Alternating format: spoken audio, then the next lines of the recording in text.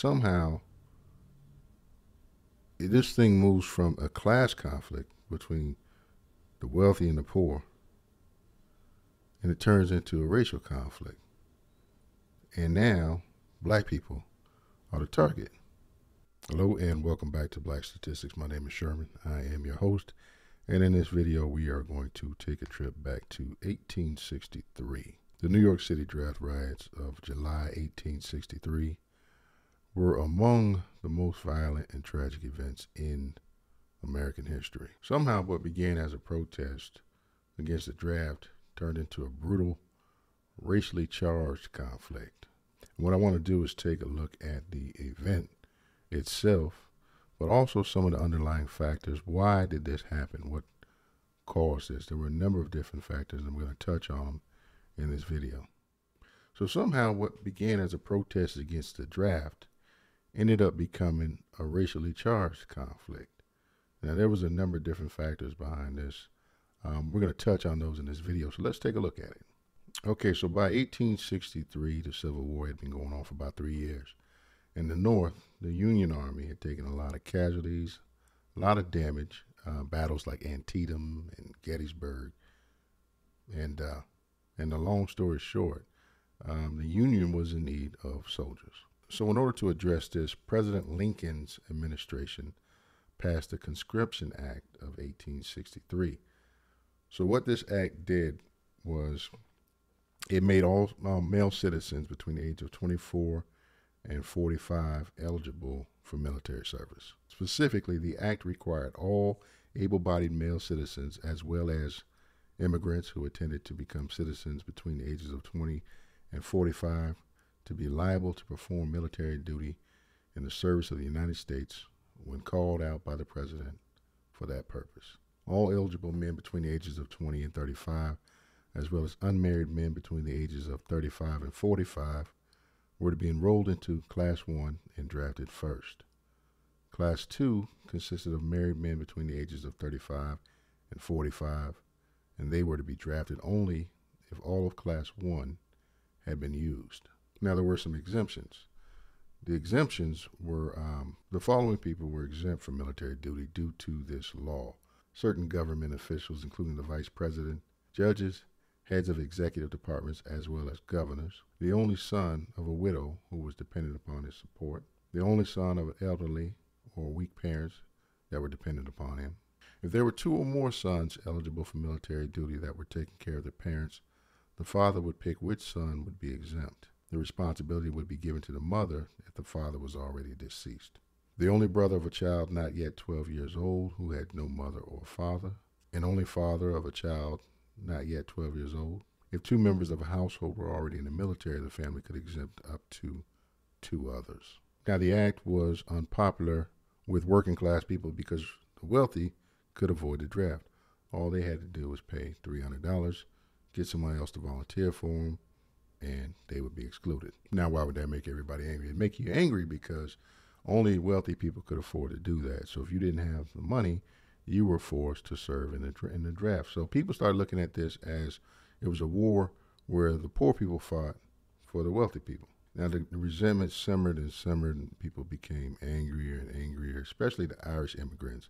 They had their own set of challenges. They had their economic hardships, and they had their own discrimination that they were dealing with. On July 11th, 1863, the first draft lottery was held.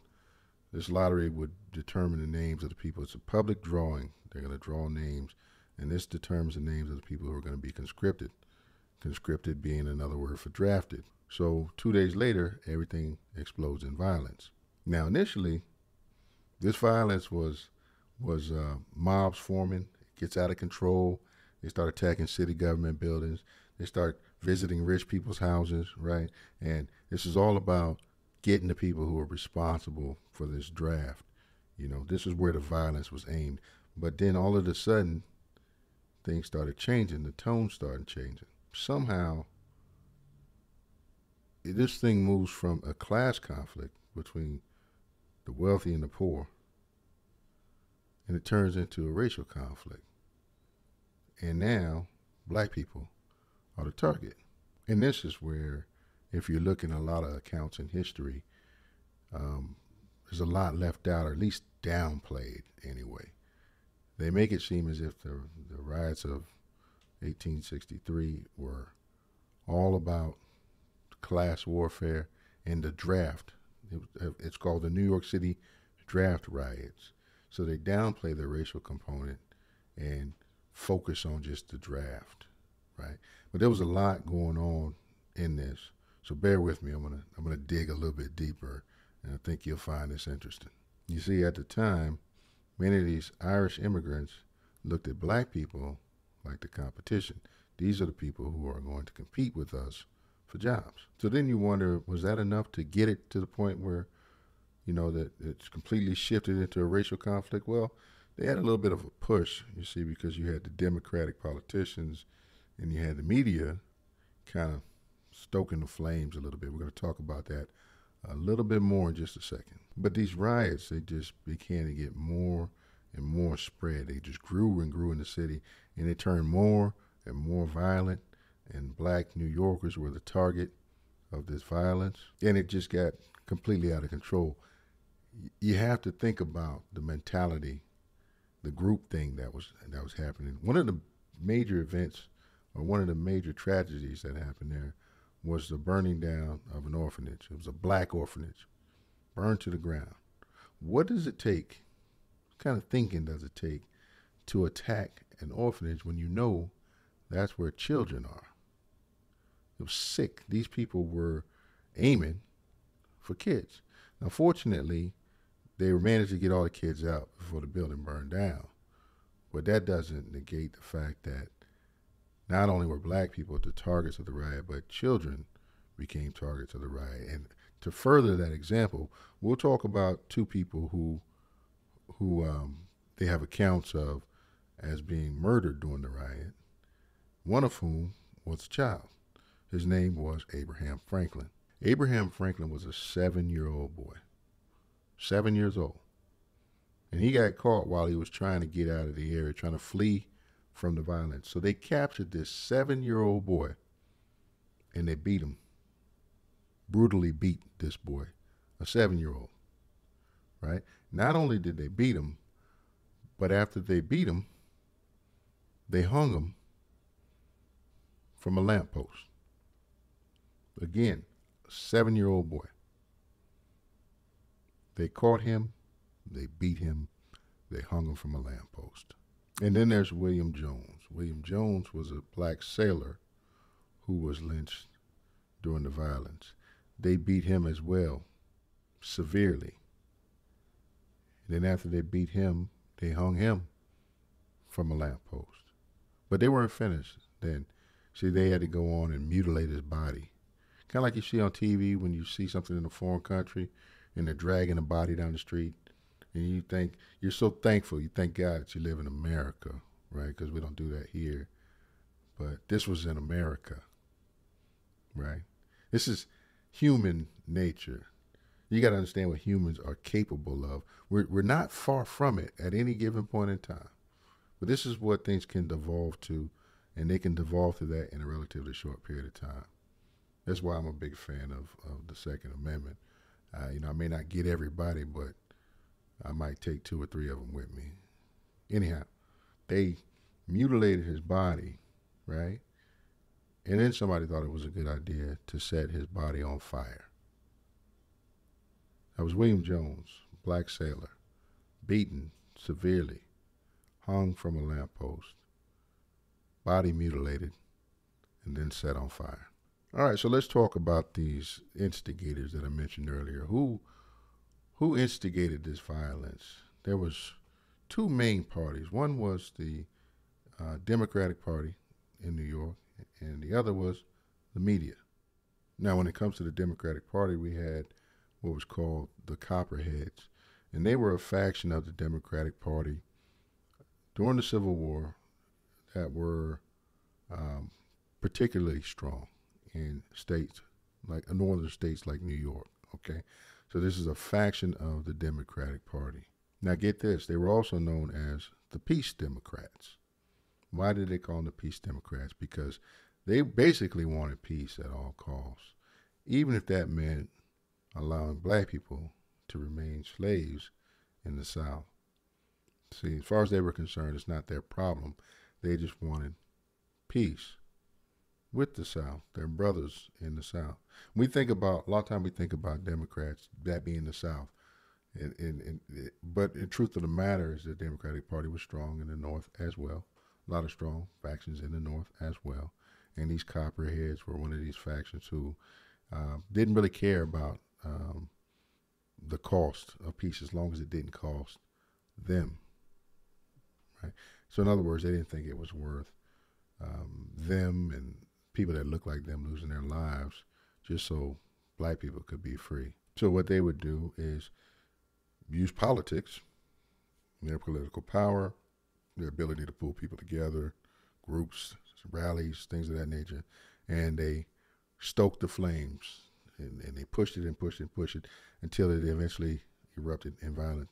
Who else? The media, right? So the media published their little articles about, and they would scare the people, right? This is fear mongering.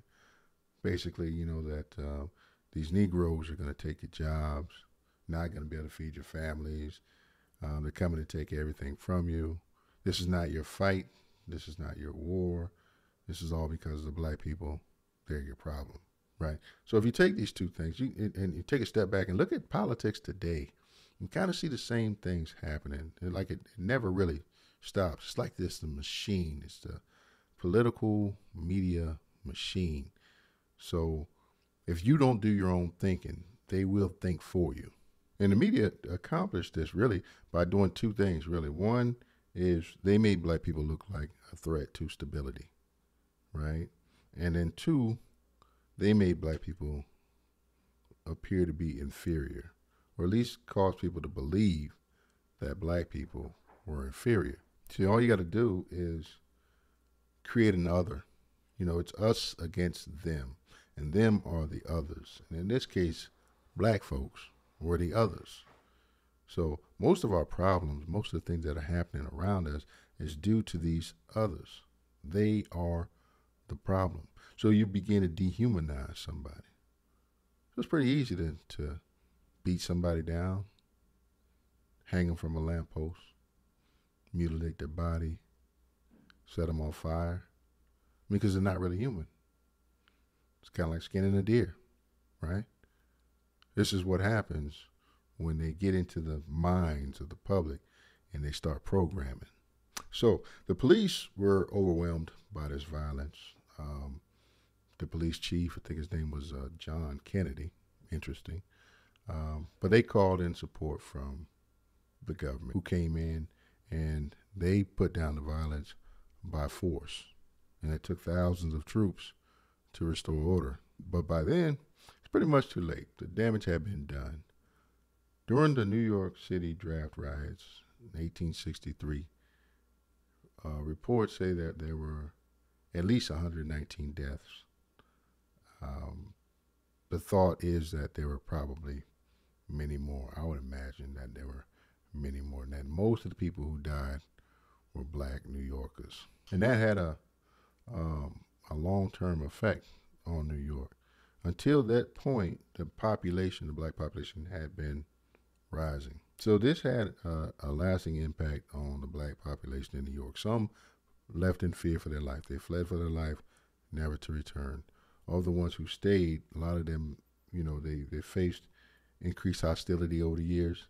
They faced discrimination over the years. They faced financial loss during the destruction, during the riots. A lot of consequences of that. Of the ones who stayed and of the ones left, many of them, it took decades for these people to recover. So what began as a protest against socioeconomic factors and the draft somehow turns into a racially oriented riot. And somehow the main primary victims of this end up being black folks.